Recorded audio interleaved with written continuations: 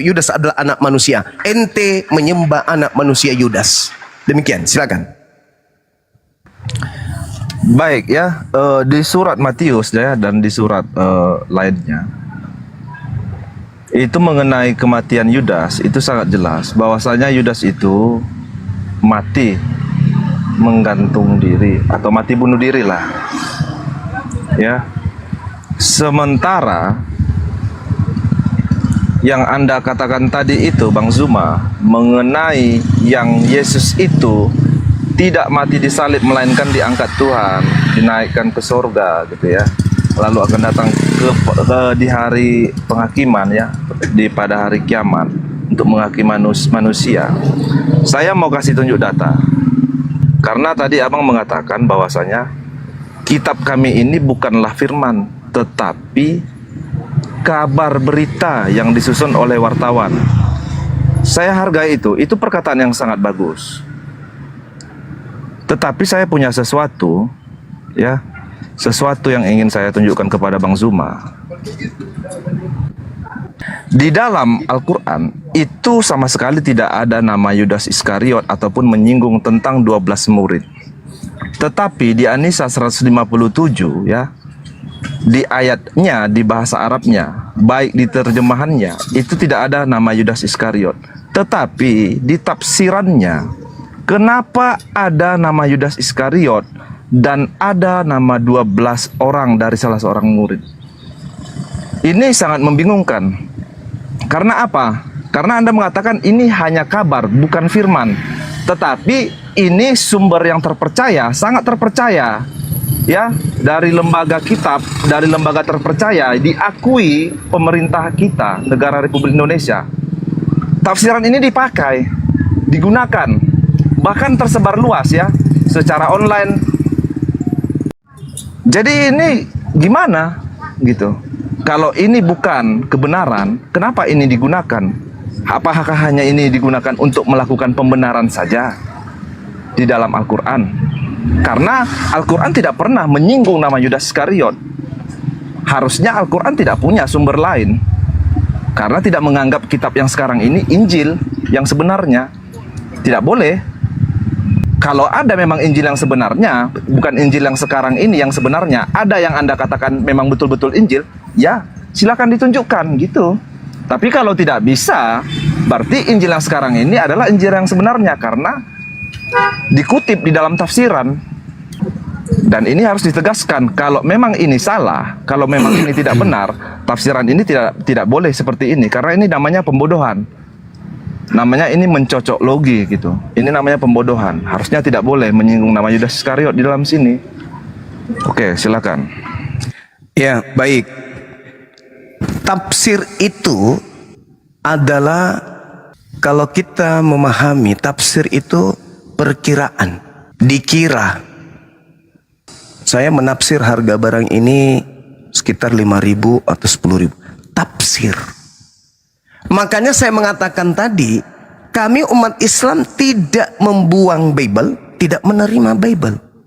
Karena itu adalah karya ilmiah. Kalau Anda merujuk kepada Al-Quran, Al-Quran mengatakan, innama jazaa'ul ladhina yuharibuna Allah wa rasulah wa yas'auna fil ard fasadan aw yuqattalu aw yusallabu aw tuqatta'a aydihim wa arjuluhum min khilaf. Hukuman bagi orang yang memerangi Allah, memerangi Rasulnya, utusannya, dan membuat kerusakan di bumi, hanyalah dibunuh dan disalib. Tafsir, ketika kemudian, ini yang sering saya katakan, jangankan Departemen Agama, saya sebagai apologet pun mentafsirkan hal yang sama. Tafsir yang memusuhi Rasul Isa alaihi salam, siapa? Yudas. Tak ada yang salah dengan tafsir itu. Al-Quran yang menghantarkan kami menuju kepada itu, bukan dibuat-buat. Yang dikutuk di sana berdasarkan Ulangan 27 nomor 25 adalah pemakan suap. Yudas makan suap. Tidak salah dengan tafsir itu. Baik, Saya kan berkata sesuai dengan pernyataan Bang Zuma bahwasanya Injil atau Bible yang kami akui sebagai Injil sekarang, Bible itu bukan firman tetapi hanya kabar yang disusun Tafsir oleh juga bukan firman. disusun Tafsir oleh itu bukan firman Tuhan. wartawan-wartawan. Baik, Tafsir bukan firman Tuhan. tafsir itu bukan firman Tuhan tetapi Yes. ya tafsiran itu ya tafsiran mengenai Yudas Iskariot itu mengenai secara eksplisit ayat An-Nisa 157. Betul. Baik. Benar sekali. Jadi kalau tafsir itu kira-kira, Abang bilang tadi itu hanya kira-kira, berarti itu tidak akurat. Lalu kenapa dipakai? Namanya tafsir. Anda Loh, ngerti tafsir? Iya, kenapa dipakai, Tafsir Bang? itu. Tafsir itu apa menurut saudara? Iya, tafsir itu ya namanya memperkirakan. Itu pintar. Sedangkan Al-Quran di surah Al-Ma'idah ayat 33 yang disalib itu adalah orang yang memusuhi Nabi Isa.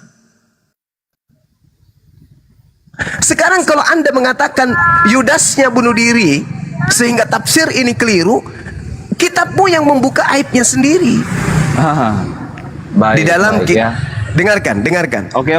Di dalam Kisah Para Rasul 1 nomor 18-19. Yudas ini telah membeli sebidang tanah.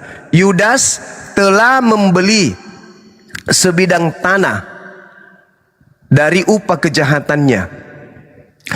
Dia membeli, lalu ia jatuh tertelungkup dan perutnya terbelah sehingga semua isi perutnya tertumpah.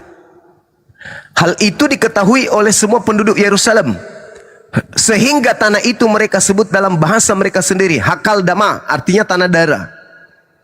Ingat sekali lagi, Yudas beli tanah, setelah beli tanah baru bunuh diri. Yang beli tanah Yudas sendiri, lalu bunuh diri. Tanahnya sudah dibeli oleh Yudas itu sendiri, lalu bunuh diri.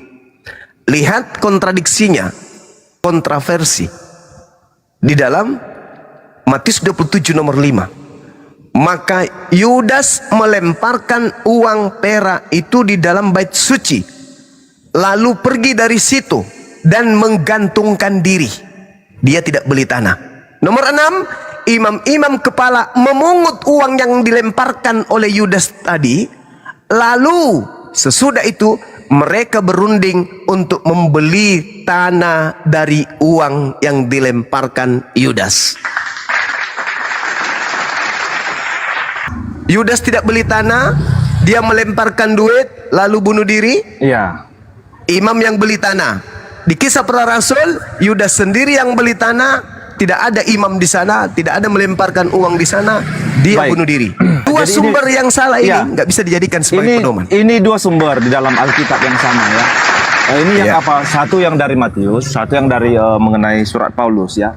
Jadi ini mengenai prasangka dan praduga. Ya. Kita melihat endingnya. Kita melihat endingnya bahwasanya Yudas itu benar-benar mati karena bunuh diri. Prasangka dan duga, tetapi endingnya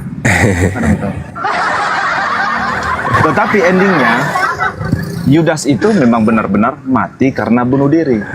Dan Yudas ini digunakan nama Yudas ini benar karena apa? Karena ada sumbernya dari kitab Matius. Sementara tafsiran yang digunakan oleh lembaga Al-Quran ya Indonesia NU, mereka itu tidak pernah dan tidak ada hubungannya dengan Yudas Iskariot. Tidak pernah mempelajari, mengetahui tentang Yudas Iskariot. Dan Tuhan pun, Allah tidak pernah berfirman mengenai Yudas Iskariot. Bagaimana bisa mereka mengait-kaitkan hal ini dengan Yudas Iskariot?